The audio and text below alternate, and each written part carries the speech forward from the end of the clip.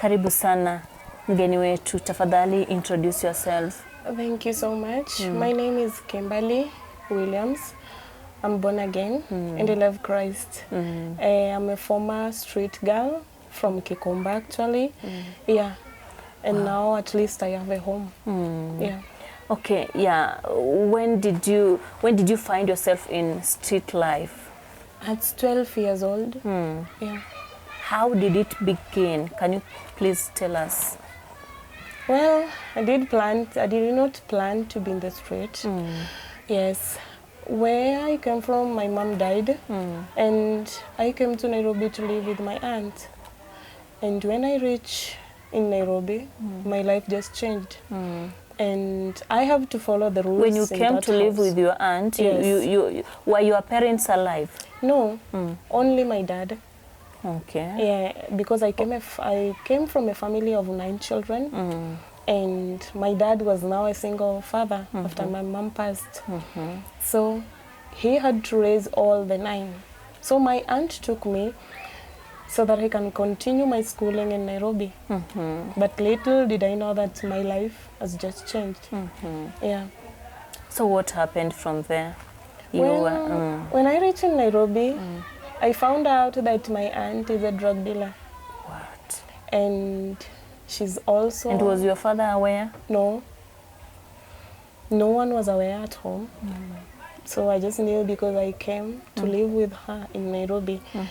That's what happened. And because I wasn't an expert in doing these kinds of work, so I had to live in the street while doing this work of drug dealing everywhere. Yeah. So it is your aunt who introduced you to drug dealing? Yes. Now from there, you became a drug dealer? Yes. I became a drug dealer at 12 years. Yeah. That's when you joined the street children? Or? Yeah. I decided to live in the street because you can't sell drugs while living with the normal people. You just have to pretend to be a street girl, to live there for you to survive. Wait. You're saying you can't sell drugs while living as a normal person? Yes. What about your aunt?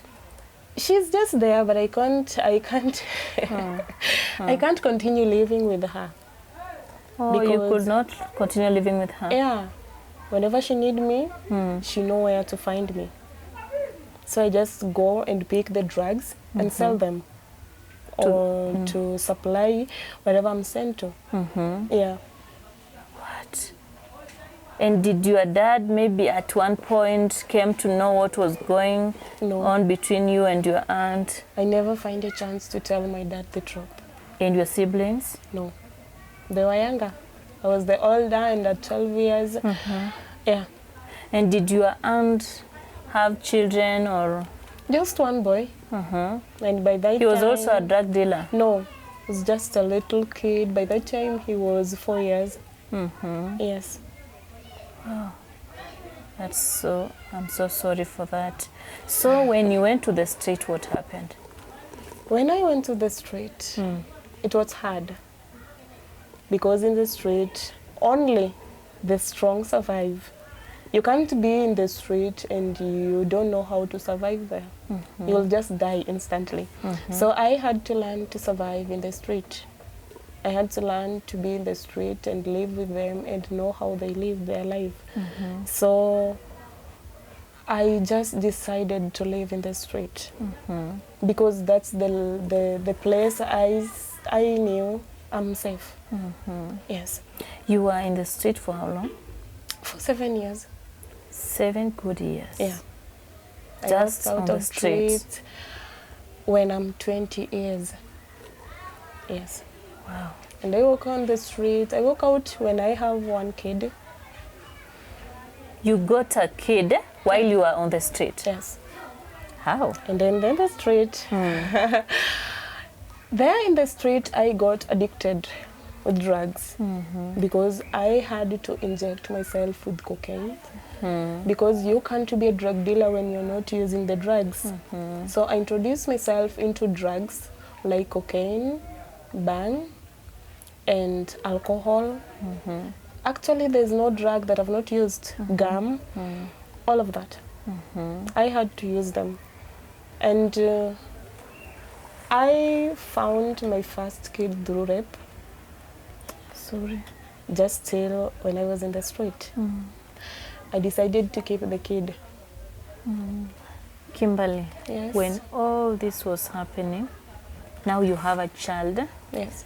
Was your aunt aware of that? Yes. She was aware and she advised me to abort the pregnancy. But I said no. So that you continue selling the drugs for her? Yes. What? So I did not abort the pregnancy. And because I refused to do that, we become more enemies. So it's not a kid and her aunt. We became enemies in business now. Yeah.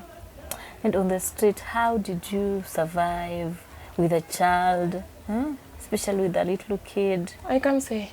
I just say thank you to Lord because it's not me who raised that kid.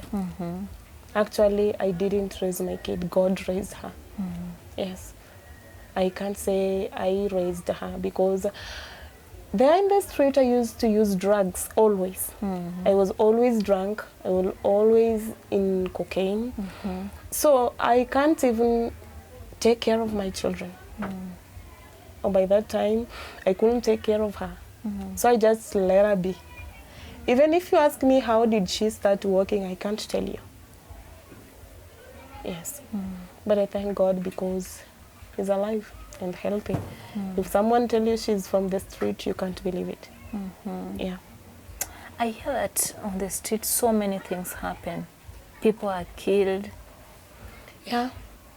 You can wake up one morning and find your neighbor dead.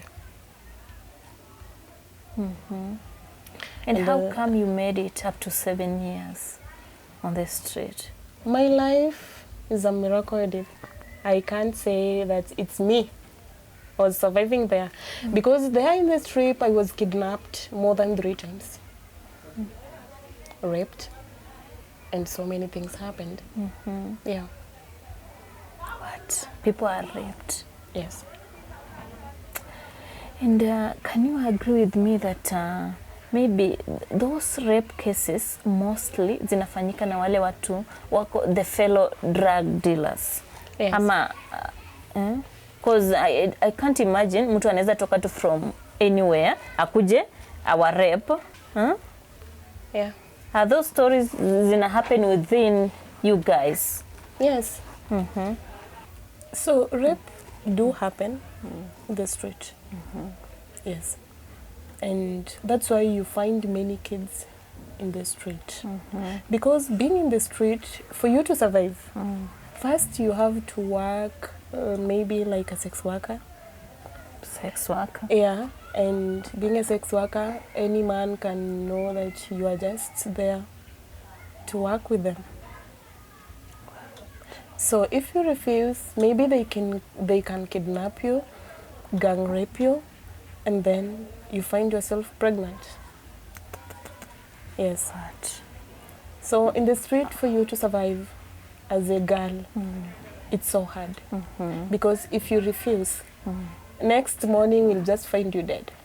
What? So did you continue working with your aunt or what happened? No.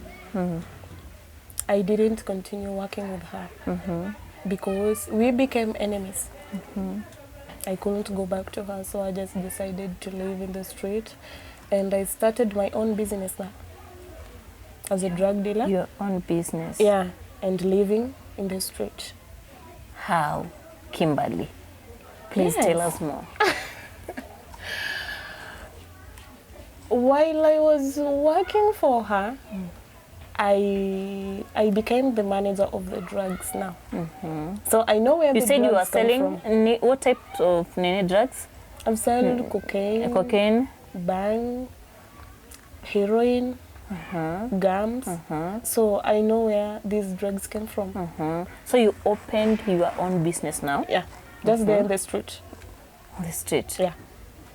To sell for those boys, my friends in the street. Yes. And how was the I business survived. now? I can't say. kind of tough somehow because the government is against it. So you just know how to survive. Yeah. And maybe we can also talk of crime. You told us that kuna wakati ulikuwa katika hizo unapiga watu, unaibia watu. Now, kindly tell us something. How did you find yourself? Just living in the street, we create groups and gangs to rob. Wow. Yeah. So after joining street is when you started stories of crime and all that? Yeah. So you created groups? Yeah. I was the head of one group. We used to hijack cars. Even one day I met someone very... And hata nilishindwa kumwibia. Do you know why? He's an apostle. What? Ana on kanisa just here, Mama Lucy.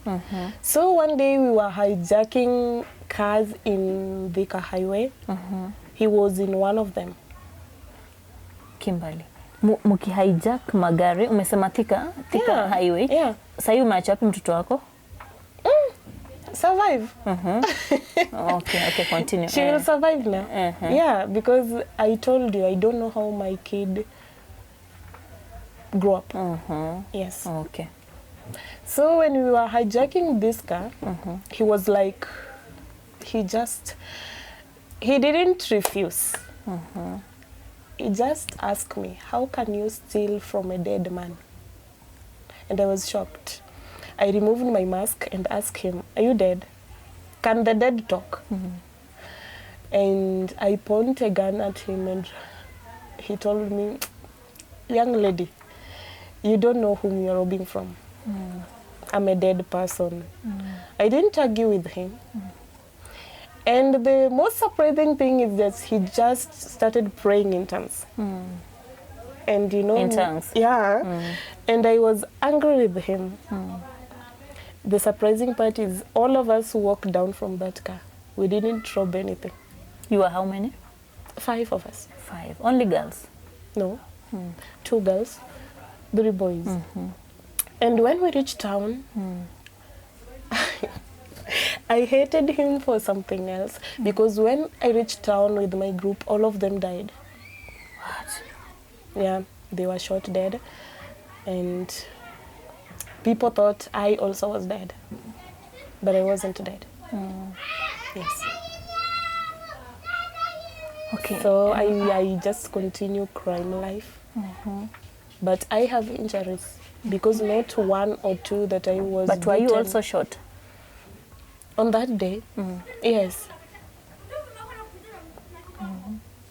Where? On my back, and I survived.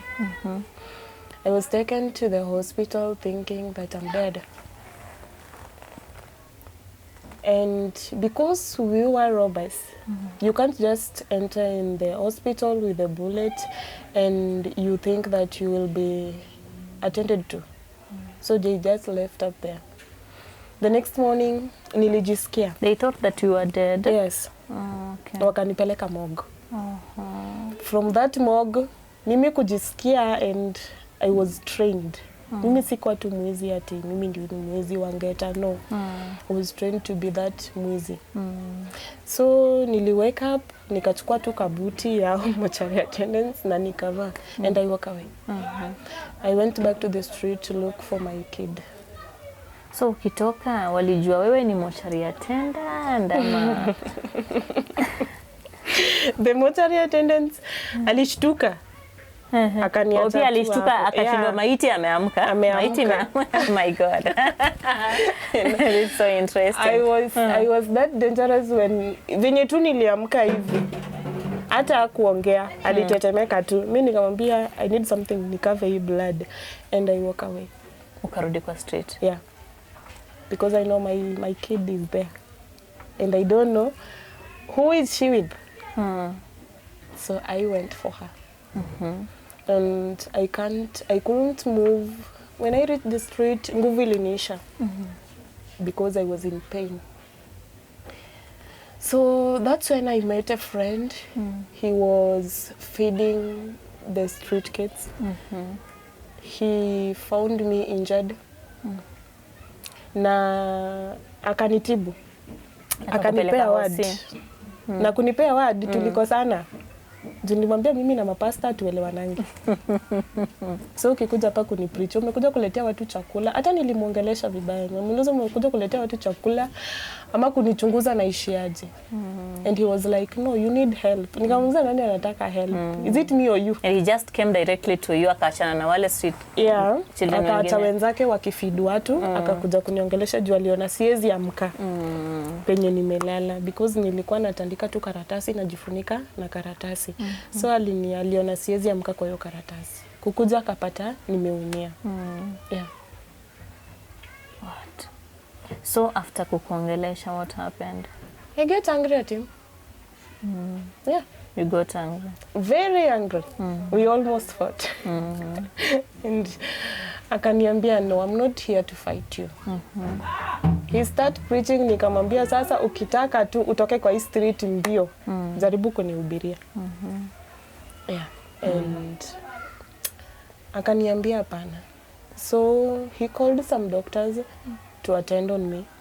Juu ukumbuke nilitoka morgue kama sijatibiwa. Watu wa morgue walikuwa nafikiria nimekufa. And I was wanted by the government. So hawawezi ni treat kama government hawajafika. So wakaniambia, alileta madaktari, wakaniangalia, wakanipea first aid. Wakaambia sasa niko sawa naweza lala. But hata madaktari walikuwa shocked, wakaniuliza how are you live and bado tu unaweza ongea. Kaambia yeah, I can still talk because mimi always nilikuwa rude. Kwa sijajua kuongelesha watu vizuri. Always ukiniambia hii niko na jibu nitakupea. Yeah, and it's not a good one, it's a bad one. Yenye kama uko na roho mbaya, roho ndogo, tutakosana. And fighting, so I liked fighting. Mimi ukitaka ni fight hata kama nilikuwa mgonjwa kabisa nitaamka. So he was like, wewe unahitaji some help. Akaniambia atarudi. Hiyo siku ilikuwa arudi hata kunipata. Hakukupata. Yeah. Next time kuniona, aliniona when I'm a changed person. Aje sasa? Alinipata kwa church. Wow. Yeah. Akapata umechange. Akapata nimechange. Akaniuliza, is this you? Nikamwambia, yeah, it's me. Akaniuliza, unakumbuka karibu nipige nikiwa pastor na kupreachia. So you are here. Kwa madhabahu, unaimba. Nikamwambia, yes. So that's how street life is. Yes. Umeniambia hapo nyuma you met an apostle along Thika Road mkitaka kumrob but you didn't manage to rob him. At what point did you realize that huyu ni apostle because mlipatana tu naye kwa gari ama mlipatana naye somewhere else? Maybe you can tell us something. Sikuwa namjua. Ni venye tu unaweza hijack gari na watu wamekaa ndani. And venye tulihijack hiyo gari tulifika kwake. Kwa boma yake? Tulifika kwa hiyo kiti yenye alikuwa amekalia kwa hiyo gari. Tukamwambia, toa tu kila kitu uko nayo. And he was like, what? Msichana, juu nilitoa mask. Akaniambia, uwezi ibia mtu amekufa. Nikamuuliza umekufaje? Can the dead talk? Akaniambia mimi nimekufa ndani ya Kristo. Tukifikiria ni mchezo akaanza tu kuomba. So nikaambia wenzangu huyu anatuharibia time, tutashikwa hapa. Tuachane na hiyo gari tukashuka. Tukashika gari tukaenda Tao. So Tao kumbe tulikuwa tunafuatwa. The same time. All of the group were shot. And I was the only one survived the day. Yeah. And my surviving mimi hata siwezi sema nilisurvive aje. I can't say. Na maybe uliweza kupelekwa rehab ama vitu kaa hizo ndio upate kureform vizuri? Reforming yangu imechukua time sana. Because ilifika mahali hata siwezi kaa na watoto wangu. Okay. So you got the second child? Yeah. Ulikuwa umetuambia hapo awali ulikuwa mpata mtoto mmoja, si ndio? Then this second child, nayo ilikuwaje? The second child, ulikuwa umeenda church, umereform. That guy mwenye umesema alikuja kwa street, akikupreachia, mukapatana naye church. Yes. You had one child. Yes. Now this second child, what happened? While changing, I needed somewhere to be in. So I decided to get married. Without knowing, tena kuoleka nikaenda nikaolekea drug dealer still. Wow. Ni kijana lakini bado anauza ma drugs. Mimi I didn't care about ile kazi anafanya because I needed somewhere to call a home. I was tired of living in the street, of suffering. Because in the street you can imagine wewe na mtoto mnajifunika karatasi. So kunyeshe kukuaje mtakuwa tu hapo na huyo mtoto. So I needed somewhere to call a home. And the society never gave me that chance. Yes. I faced rejection so many times. Hata venye there is a place yenye nafikanga wanafunga mpaka maduka. Wataanza kulia, she's back. So that rejection nikaona, I can't continue like this.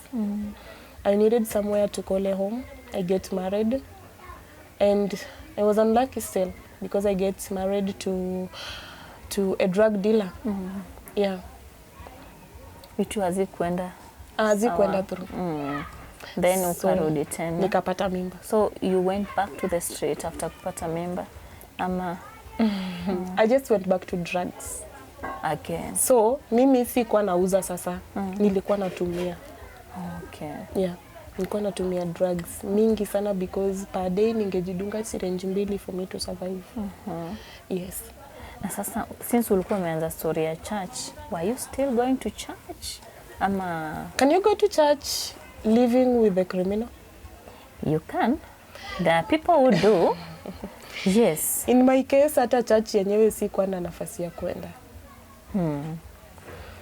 And the life get hard and hard and hard every day. Until nikaona I'm tired of it. I'm tired of drugs, I'm tired of life. And not one or two did I try to kill me and my children for us to die. Because nikiimagine ile life nimekaa kwa street, alafu niache mtoto wangu akiteseka, niliona no. So mimi siku moja tu, mimi napenda simu sana. Nilikuwa tu nimekaa na simu nikaona I can write something on Facebook. Nilikuwa tu na huyo jamaa bado. But ni jamaa mwenye unamuona wiki moja, 2 months ako jela. What? Unaweza muona baba ya mtoto sasa. Yeah, unaweza muona leo. Kesho hayuko. That was the life. Na ujue in that life unakaa hauna food. Nyumba mmejificha because criminals hawakangi mali open. Mmejificha. Mko karibu na mto. Wanted. Yeah. So I was tired of that life and just one day I decided to write a message. And again I met an apostle. On Facebook. Yes. Apostolic Edward. Yeah. Okay. And he started mentoring me. Huyo sasa ndiye amepitia mambo. Nilikuwa nanipigia simu na muuliza sasa wewe unapigianga nani simu? Just rudely. And he never get tired. Always. Angekaa hivi kama hajanipigia simu. And that's Kimberly always mimi nilikuwa napenda tu rudeness. So nilikuwa namuongeleshanga vibaya karibu kila wakati akinipigia simu. And the only thing he gave me that make me survive is the word of God. Kama niko down, ananitumia scripture. Nikisoma scripture naona guy, kumbe Yesu ananipenda. It's not like the society wanasema mimi ni mbaya, mimi sitaenda binguni and all that. No. He was being used by God to restore you. Akinitumia scripture naona, aya, kumbe Yesu bado ananipenda. Kumbe dhambi zangu zilisha samehewa kitambo zilisha. So there's no condemnation that hii society inanipea yenye Mungu atanipea. Mungu haizi ni condemn tena. My sins were forgiven. That's what make me move on. Yeah. And hiyo akili ya kufanya suicide ikanitoka. Nikakuwa sasa naweza listen to the word of God. Yes. So after ukutane na ulienda rehab before ukutane na Apostle Edward ama no.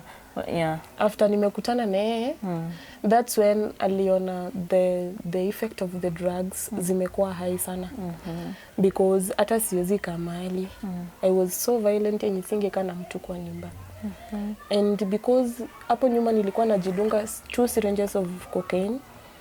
What? Nikikosa kujidunga, I'll just collapse. Lazima ujidunge ndio usurvive. Nisipojidunga nitaanguka. Kwani hizo vitu wakaje? Nikaa chakula ama? Yes. If you don't eat, utasikia njaa. So usipojidunga drugs, naweza anguka tu anywhere. So ilikuwa lazima nitumie madrugs. Hata nikajaribu kupunguza, but it was so hard. Addiction ni kitu ingine. Kudeal nayo ni ngumu sana. And for someone to conquer addiction, inafaa kukuja from your heart. True. Yeah. Do you want to change? Do you want this addiction to leave you alone? It's come from your heart. And I decided that mimi sitaki kukuwa addicted tena. Nikakubali. Nikapelekwa rehab. And that rehab... With the help of Apostle Edward? Yeah. No. Okay.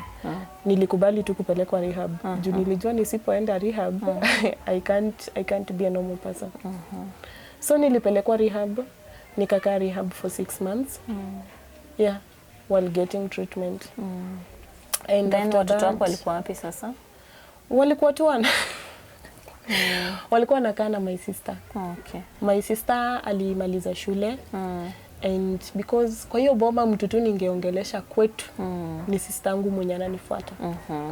So she need to leave school. Akuja niangalie. Venye alifika Nairobi atakuamini, akaniuliza guy, wewe ni sister yangu kweli? Nikamwambia mimi tu ni sister yako.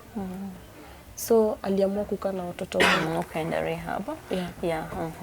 Then endelea tu. Yeah. So in that process, venye nilipona, I just came back home. Na si ati nilipona. Sasa home where? To my sister's place. Oh, to your sister's place. Yes. Okay. To my sister's place. And stay. She was married, Emma? No. She just find a house in the ghetto where she used to live with my kids. So after that, the society never changed. The society was like, she can never change. The society gave me a rejection where niliona, nitaiweza kweli. Nikaita my dad, Apostolic Edward, nikamwambia no, I can't. Akaniambia you just need to trust in God. Yeah. And that's when he find a way for me to move and to change places. That's when the place where I was living now to this place. Okay. Yes.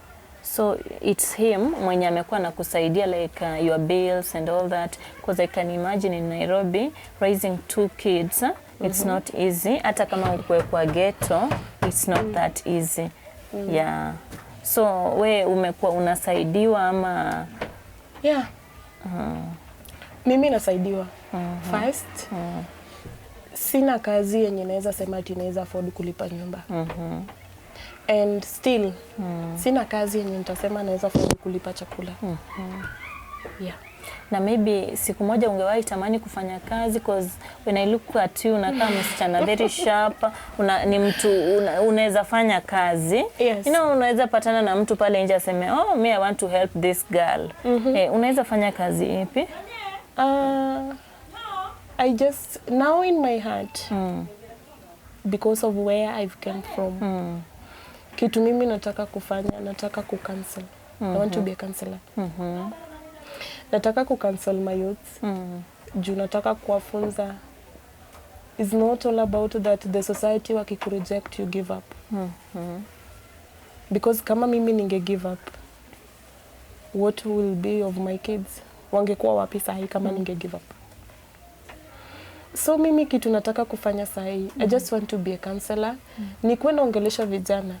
Wajue, and then again crime does not pay. Because I walked out, but I walked out injured. True. And walking out, ilinibidi mimi ni fake kifo yangu. I faked my death for them never to know that I'm alive. So you can imagine crime. And each and every day ukifungulia TV unapata kijana ameuliwa. And ukiangalia ni kijana mdogo sana, he can still do something or she can still do something to survive. Yeah. So what I want to do, I just want to be a counselor, to talk to youths, marriage couples, because sometimes girls, we find ourselves in marriages with these drugs people. So without wisdom, these marriages can't work. Yeah. What can you tell someone who is out there on the street, maybe ni drug dealer? Unaweza mwambia nini since umekuwa pale? Yeah. Yeah. The only thing I can tell someone out there, I'll start with the addicted person. Addicted person, you can walk out of addiction only if you want to walk out. And it has to come from your heart for you to walk out. Wewe mwenyewe inafaa ujitolee na useme nataka kubadilika. Unaweza toka kwa addiction. Because uwezi kuja uniforce niache kukula ugali na mimi sitaki kukula ugali. Si tutakosana. So inabidi mimi mwenyewe niamue. Sitaki kukula nini? Ugali. That's when naweza acha. That's to addicted person. And to that person in crime, just my message to them is that crime does not pay. It doesn't. It doesn't. And it can never pay. Because these drug dealers tunapata a day, anapata milioni. Na hiyo milioni haiwezi msaidia. Yeah. And I have an experience of that. That money can never help you. Hata kuna kitu unafanyanga. And hata ukiwa na hiyo pesa, my friend, it doesn't. Yes. Na umeongelelea about your sister. Did you manage to reconnect with your family maybe? Because ulitoka huko ukiwa mdogo at 12 years, your father. Yes, I did. Yeah.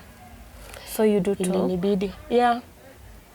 And at first, because alikuwa nasikia tu mtoto wangu ni mwizi Nairobi, mtoto wangu alichange. Hadi alikuwa amejua yeye hakuwa anajua sababu ni gani. So the person raising me, Apostolic Edward, alipanga. Akaniambia you have to go home. So nilienda home. Nikaongelesha babangu, nikamwelezea what happened and why I entered crime and why I was in the street. So akasikia, akaniambia amesikia. But still nikasema, mimi sitakaa na yeye because I just needed to go out. And to my sister, she's here in Nairobi. Yeah. Na hakuna kazi anafanya. And I always blame myself because mimi ndo nilifanya akumaliza shule because of my situation. Alikaa hivi akaona watoto wa sistangu watakuwa na kaje. Despite hatukuwa tunajuana all those years, but still she managed to come to Nairobi to look after my kids. So alikuja akaangalia watoto. The day nilipata nyumba mahali pa kuishi, aliniambia you wish you well. And now anafanya tu kazi za kufua. Yeah. Given an opportunity, can you go back to school? Yes, I can. Because I can see you are very bright. Naweza tamani kurudi shule. It's just that Mali uliacha masomo ilikuwa high school ama primary? No. I did my class 8. No, class 8. Yeah. Okay. We thank God for Apostle Edward. I know next time we are going to look for him, guys, to share this story. Atupatie ushuhuda kwa maana tumeona amekushika mkono sana. Yeah. Yeah, and maybe utueleze kidogo tukienda kumalizia about your aunt. Do you still talk with her? She doesn't even know if I'm alive or dead. She doesn't know. Yes. And the child, usema kuna mtoto kijana. Yeah. And I don't, sijai hata fikiria kuwatafuta. Because for someone to change, you never look your back. True. ukilook your back and I'm not, si ati nimepona kabisa ama nimekuwa malaika kabisa, siwezi rudi nyuma. Yeah. So that's why niliamua, if I'm moving forward, I'll always move forward. I don't look my back. Because of the people wenye wanani raise sai, mimi na feeling itu, I have a family who is raising me. Because in Grace community, Kayole, Is a church? A church, inaitwa Grace community, Kayole. Pastor Ann, the pastor of that church, and Pastor Alfie, pamoja na Apostolic Edward, wamekuwa wakinielekeza kwa njia za Mungu. And wamekuwa wakinionyesha, this is the right way to follow. And when I'm doing something wrong, they were like, no, this is wrong. Na wamekuwa wakinionyesha, this is the good thing to do. And the only thing yenye wamenipea ni the word of God. And the word of God is the thing that has been keeping me going on. Yeah. So that's where you fellowship? Yes. Every Sunday with your children? Yes. Wow, that is grateful. Thank you for giving us this opportunity. Tumeshukuru sana. Ninajua hii story itafika mbali na vijana watabadilika. Because kuna vijana wengi pale mtaani wanafanya vitu mbaya sana. Wengine they are still young, they should be in school, but tunapata wako kwa mitaa, wanaibia watu, wanapiga watu ngeta. But before they do that, I can tell the society something. Before you condemn someone, know why he or she is there. Because as for me, mimi si kuzaliwa na nataka kukua jambazi. No. A situation put me there. So before you judge that person, know why he or she is there. Na mbona kukua hiyo gang mbaya? And why are they doing that? You need to know that. Because unapata uki start from one, unaenda kupata story yenye utakuwa unasema, woi, singe condemn huyu mtu. Ni kweli. Ningemsaidia. You never know. Yeah, you never know the story behind that thing. Mbona naifanya? So that comes to me also. Mimi watu walinijudge without knowing where did they come from and why am I there. Yeah. Sure. So my advice to youth, we should not just go out because hata groups hutupoteza, relatives hutupoteza. Somehow. Yes, unaona wewe kama your aunt. Yeah. Hata ni heri angekuacha ushago. Ningesoma. Uangaikie huko, ungesoma. Ungepata tu ile public school, at least ungeenda shule usome. Rather than kukuchukua kulete Nairobi, uje uko town, kumbe anapo. So to those youths, you in your core point, just try and know the story behind it. Why is he doing that? Utapata kwa sababu gani anafanya, hata hiyo kitu labda haimfaidi yeye, kuna mtu anafaidika. Because as for me when I was selling drugs, the drugs were never mine. But shida ilikuwa inanipata mimi. Drugs hazikuwa zangu, drugs zilikuwa za mtu mwingine. So you see things like that. And ni mimi kwa society ita-condemn. Ni mimi government watakuwa after. But si mtu anafaidika. So vitu kama hizo ndio zinafanyika. Yeah. As we wind up, Kimberly, maybe uko na kitu unaweza tuambia, kitu maybe hatujauliza, hatujaguzia, you can just tell us, feel free. Oh, I don't know because nimewambia story. And the only thing I want to do is to help youths move on.